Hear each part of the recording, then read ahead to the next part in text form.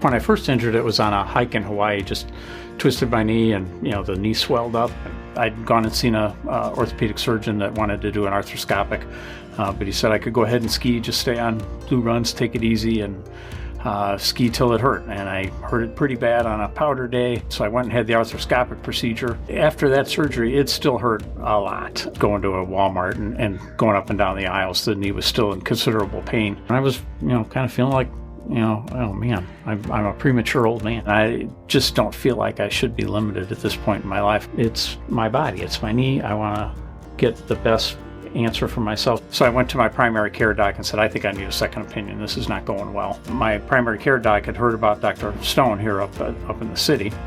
And so I went to him for a consultation. And I was really happy as I walked into the office to see all these pictures of the ski teams on the wall.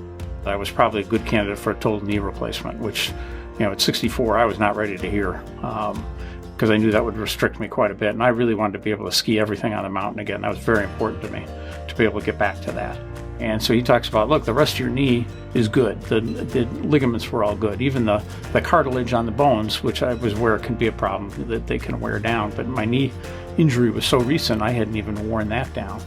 He's like, well, we can do a transplant and you're going to be able to ski everything. You're going to be even able to run again, which I had not anticipated. We went ahead and did that surgery.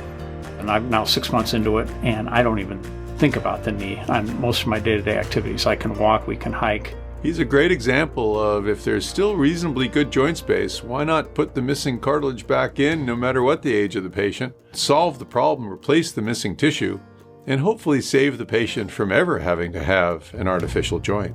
Yeah, my wife is extremely active, and I found myself a lot of times saying, well, why don't you go with your girlfriend? I can't do that.